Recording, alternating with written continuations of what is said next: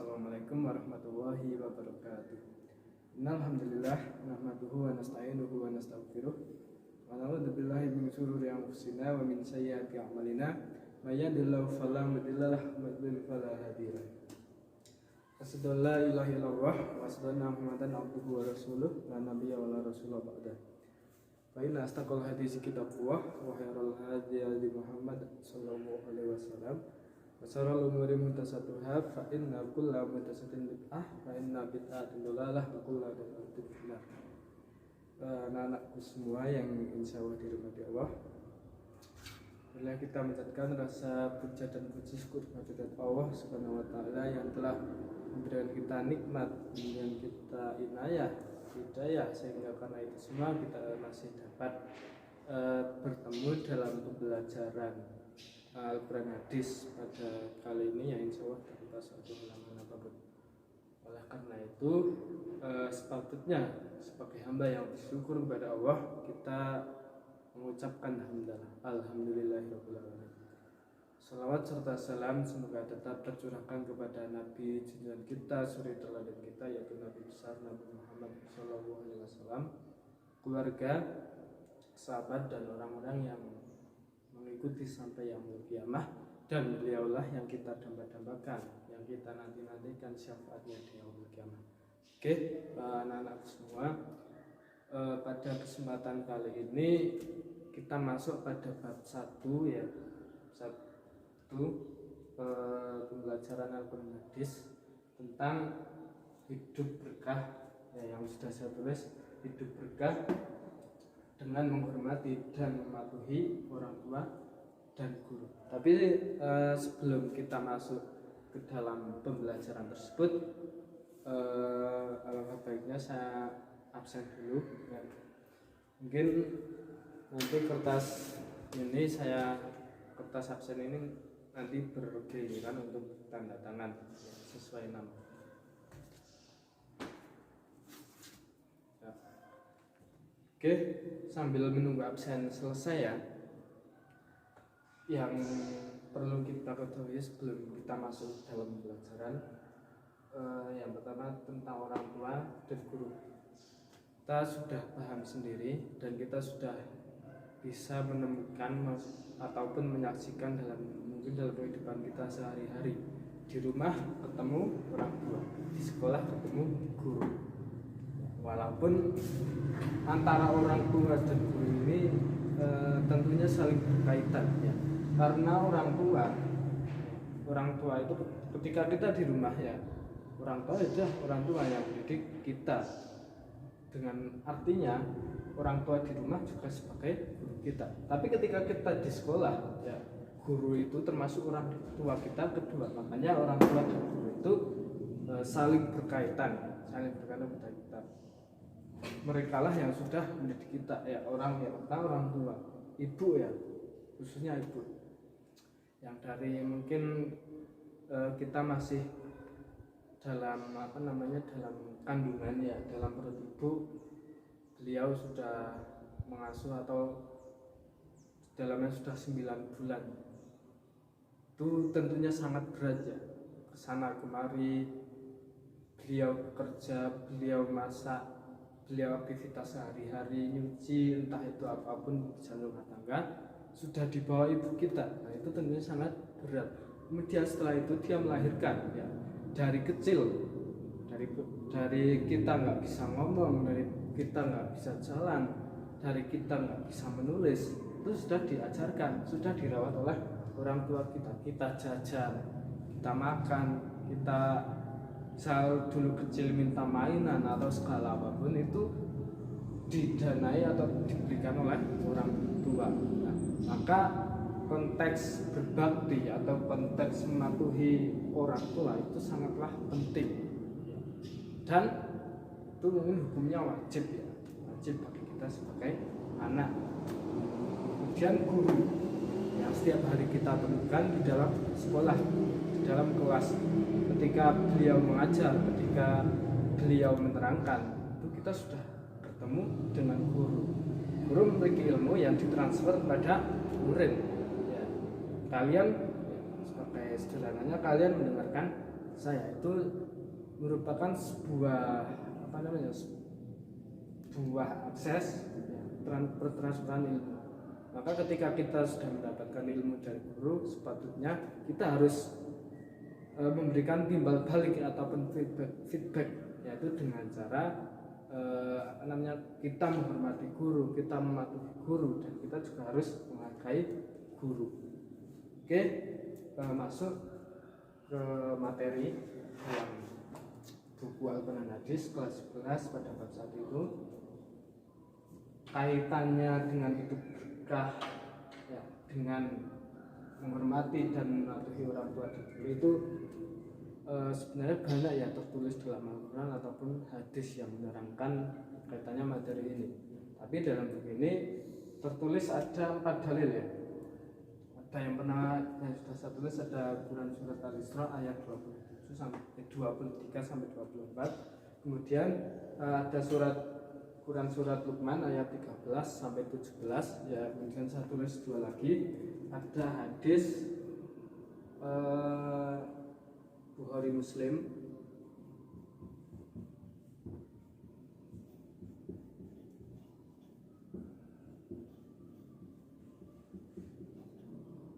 dan juga hadis riwayat Muslim.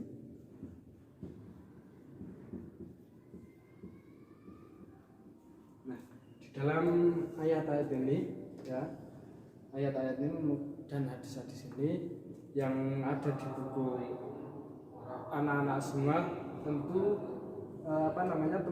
nanti teman-teman bisa memahami sendiri ya, bagaimana luasnya, bagaimana tuntutan kita kepada orang tua maupun kepada guru. Yang pertama surat Al-Isra, Quran surat Al-Isra ayat 23 sampai 24 ya. Mungkin nanti bisa dibaca sendiri ya terkait ayatnya maupun hadisnya. Saya di sini nanti hanya mengenal dibaca, karena nanti teman-teman juga diadakan diskusi ya dari ayat-ayat maupun hadis itu sendiri. Jadi nanti bisa dibaca dan dipahami ya.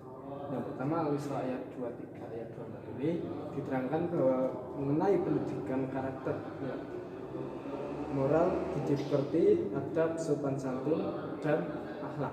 Jadi dalam surat Al-Isra ayat 23 ini kan di situ dituntut oleh Allah ataupun diperintahkan oleh Allah bahwa kita sebagai manusia, khususnya sebagai anak dari orang tua, itu harus yang pertama mematuhi Allah Subhanahu wa taala, harus mencintai Allah Subhanahu wa taala. Setelah Allah Subhanahu wa taala, Rasul terus ke orang tua. Bahkan di surat Al-Isra ini janganlah sekali-kali kita mengatakan ya. Janganlah sekali-kali kita mengatakan kepada orang tua ya. Semisal ketika mungkin Mas Firman ketika disuruh ibunya beli bawang ataupun beli garam ataupun bumbu-bumbu yang lainnya yang digunakan untuk masak, Mas tolong belikan ibu garam ya. Mas Firman jawab, males ya Bu, saya. Nah, itu kan sudah menunjukkan salah satu representasi dari ayat tersebut. Janganlah sekali-kali mengatakan ini maksudnya menolak perintah ibu ya. Jadi harusnya ketika orang tua, entah itu bapak ataupun ibu, ketika menyuruh kita ya, ketika memerintahkan kita, selama itu baik ya, silahkan kita berangkat, kita turuti selama itu baik ya. Kemudian kaitannya dengan orang tua ini saya ada sedikit hadis yang berbunyi ridho wahi fi ridho walidaini wasutu wahi fi sutu walidaini. Ridho Allah tergantung pada ridho orang tua dan murka Allah tergantung pada murka orang tua. Dalam hadis tersebut misalnya saya contohkan ketika si A izin, misal ada kegiatan main sama temen, entah itu daki, entah itu pantai atau apapun ya. Ketika izin orang tua dan orang tua tidak merestui, orang tua tidak meridhoi, orang tua tidak mengiyakan ya, alangkah baiknya kita sebagai anak ya udah ikut perkataan orang tua, nggak boleh, ya sudah nggak usah, nggak jadi. Ya, mungkin itu tentunya juga kebaikan, demi kebaikan kita sendiri. Orang tua menolak permintaan kita itu juga demi kebaikan anaknya itu sendiri. Mungkin takutnya nanti ada apa-apa. Ya, orang tua kan maklum ya, orang tua itu pasti khawatir dengan anaknya, pasti maunya yang terbaik dari anaknya, tidak mau dia kenapa-napa, itu maklum. Jadi ridho Allah itu terletak pada ridho orang tua. Jadi itu mungkin sedikit contoh dari penjelasan hadis tersebut ya. Itu pertama surat Isra, yang kedua surat Luqman ayat 13 sampai 17 ya. Pertama di sini bahwa yang namanya orang tua itu mengasih nasihat ya, mengasih, misal jangan nasihat ke anaknya itu dengan cara lemah lembut ya. Bukan dengan cara berkata kasar, dengan pendidikan keras, itu bukan. Tapi pendidikan ke orang tua atau nasihat ke orang tua kepada anaknya itu dengan lemah lembut. Karena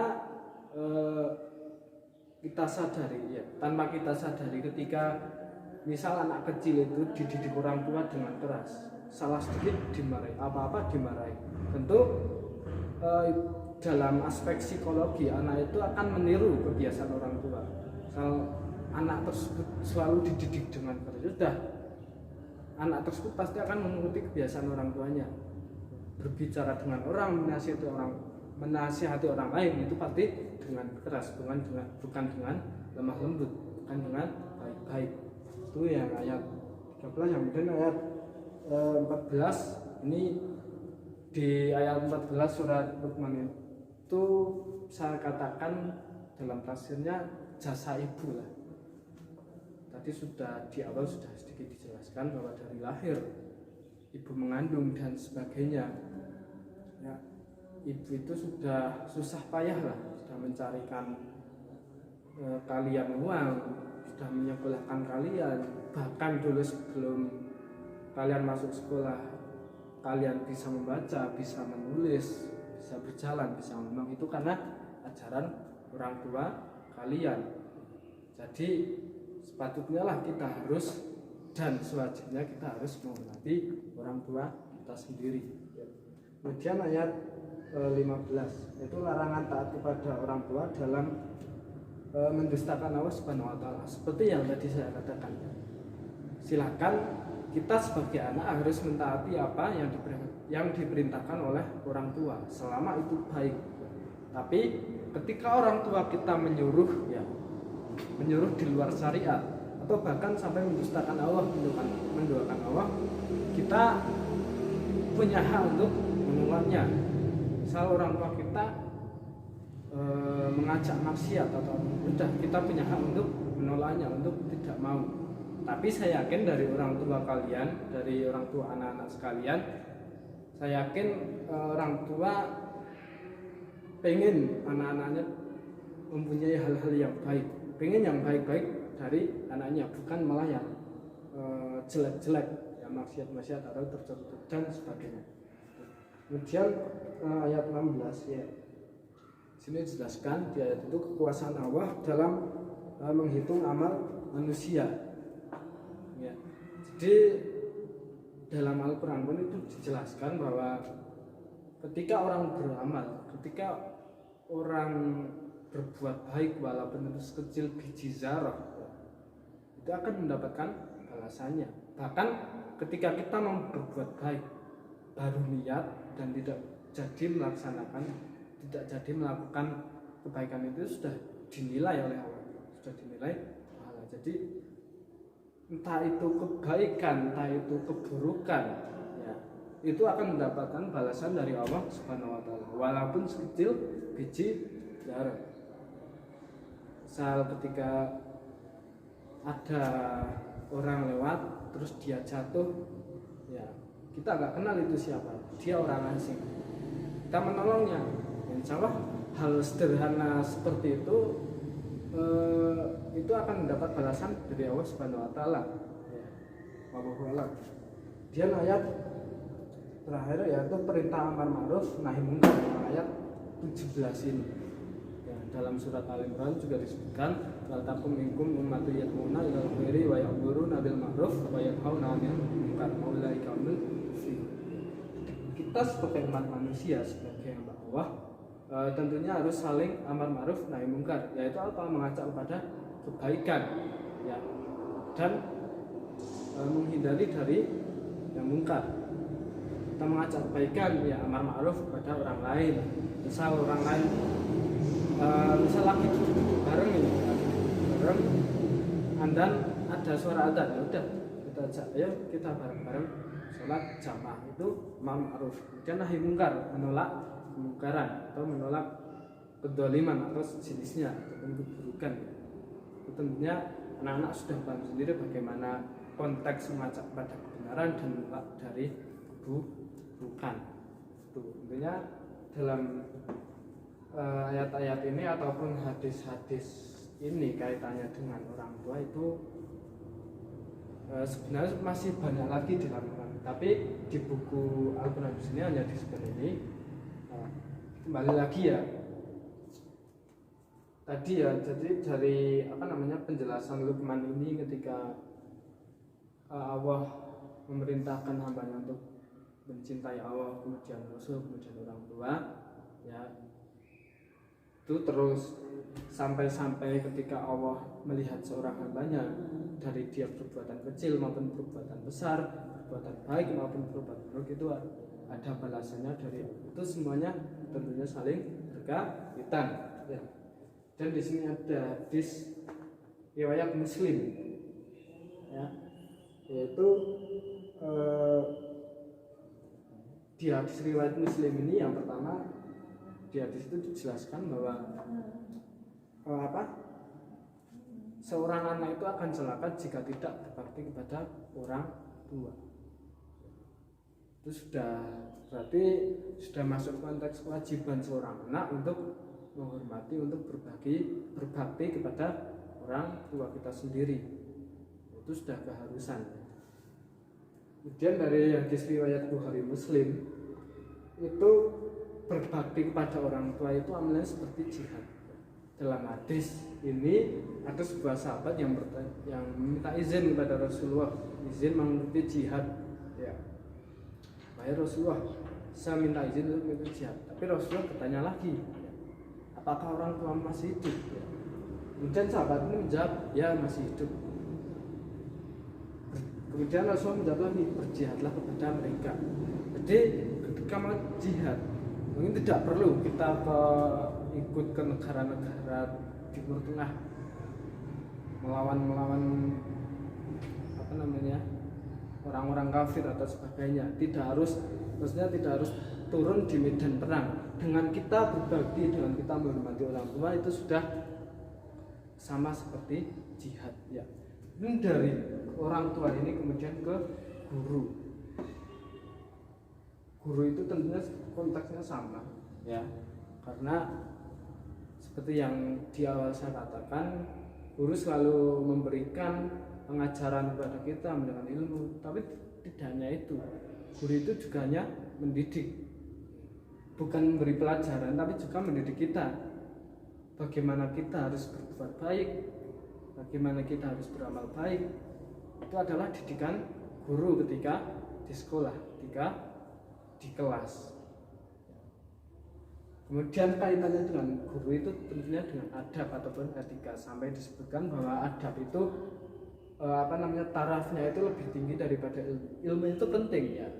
Anak-anak tahu, kita tahu bahwa ilmu itu penting.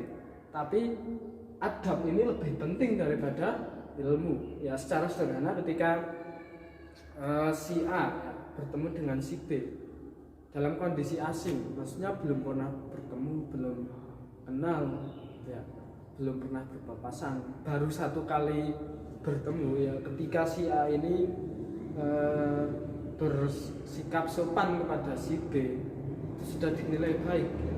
Mungkin tidak sampai si B ini bertanya seberapa tinggi ilmunya, seberapa pinternya dia, tapi ketika si A ini sudah menunjukkan sifat sopannya, ya, itu sudah insya Allah sudah dipandang baik ya. Itu makanya adab itu sesuatu hal yang mungkin sepele ya, tapi pengaruhnya sangat besar ya. Karena kita di sekolah ataupun di lingkup pendidikan ataupun dan kita ketika pembelajaran ada di kelas ya, bagaimana adab kepada guru ketika di kelas, yaitu ini ya, menghormati dan mematuhi. Dengan cara gimana? Ya udah, ketika guru menjelaskan silakan diperhatikan, ketika guru meminta untuk ditulis silakan diperhatikan, ketika guru disuruh untuk membaca silakan diperhatikan ya. Walaupun yang penting kita sudah mengukurkan kewajiban saja, ketika disuruh tulis sudah tulis. Saya dulu pernah ketika sekolah dulu diajarkan oleh guru saya, disuruh nulis ya. Tapi murid itu tidak pada mau untuk tulis. Nah, guru ini bilang silakan ditulis, mau itu dibaca tidak, mau itu dipelajari tidak masalah, yang penting ditulis. Dan ketika guru menerangkan silakan diperhatikan, entah itu kalian nanti mudeng enggak, entah itu kalian paham enggak, atau bahkan tidak paham, itu urusan belakangan, yang penting diperhatikan dulu. Tapi insya Allah kedepannya entah ketika kalian sudah lulus itu insya Allah ilmu itu akan masuk, akan ada gunanya ketika kalian besok sudah lulus. Entah itu kalian akan paham sendiri pas pelaksanaan pembelajaran dalam kelas ataupun ketika lulus besoknya. Kembali karena waktunya mepet, intinya berkait dengan orang tua dan guru, kita harus yang pertama kita sebagai anak dan kita sebagai murid ya, karena mereka lah ya, karena orang tua dan guru lah yang selalu memberikan kita nasihat, memberikan kita pembelajaran, memberikan kita ilmu yang banyak, bahkan yang tidak bisa kita kira-kira. Karena kebaikan mereka tentu sudah menjadi kewajiban kita untuk menghormati mereka, untuk mematuhi mereka selama itu dalam kebaikan. Itu saja anak-anak, mungkin nanti bisa dilanjutkan pembelajarannya, bisa dilanjutkan belajar sendiri. Silakan cari-cari referensi yang lain ya. Nanti silakan juga berdiskusi antara teman satu sama teman yang lain. Oke, nah, itu saja, kurang lebih maaf. Billahi taufiq wal hidayah. Assalamualaikum warahmatullahi wabarakatuh.